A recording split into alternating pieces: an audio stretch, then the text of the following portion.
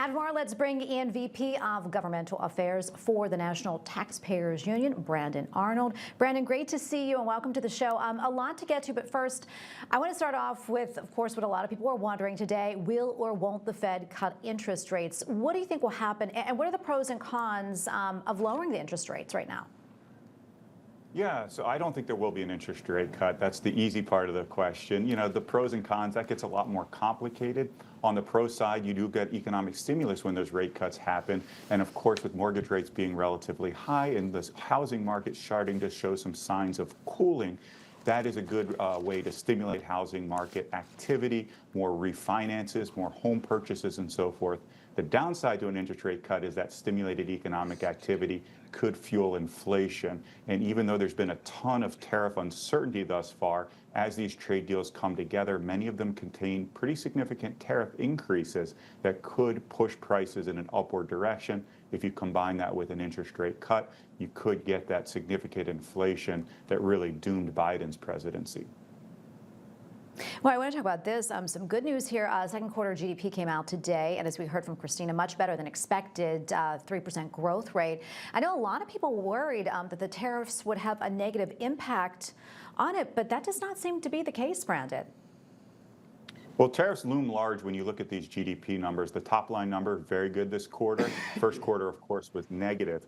But those tariffs are having an impact there. And that's because so many companies, seeing that the tariffs were coming in the first quarter, imported a lot of inventory. They brought in tons of products, and that actually is what turned negative economic growth. That's what made negative economic growth happen in the first quarter. They've pulled back on that because they had sufficient inventory, because the tariffs were having an impact on the prices that they were paying.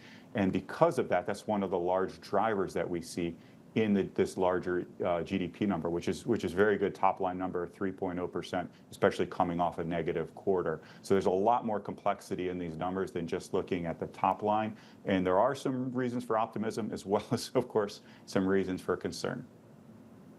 Yeah, we always like to be optimistic, for sure. All right, well, speaking of the tariffs, the August 1st deadline is Friday, as you know, and President Trump says that deadline will not be extended. And we know he did come back from Scotland and struck a huge deal with the EU that includes the European Union purchasing $750 billion in U.S. energy.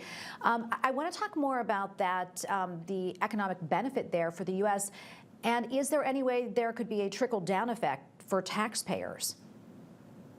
Yeah, we'll see. I'm not as big a fan about having the government tell people who to buy from, what companies to buy from, what not. You do like to see as much investment in this country as you possibly can. The best way to do that, I think, is to have a low tax rate, and we have achieved that under this president. Of course, this 2017 tax law, dropping that corporate tax rate, dropping tax rates for small businesses and families too, and just extending that in the One Big Beautiful Bill Act. Those are the kinds of stimulative policies that I think are going to attract a lot of foreign direct investment, much more so than managing where individual companies and countries are going to sink their dollars. So that's what I would like to see. I think there are some positive signs, certainly in this EU trade deal. The biggest winners here are alcohol and airlines. They got 0 for 0 tariff agreements. I would like to see those 0 for 0 tariff agreements extended across the economy. That's going to really be a magnet for more foreign direct investment in this country, and more importantly, for higher wages for American workers and more jobs for people that are out there in the job market currently.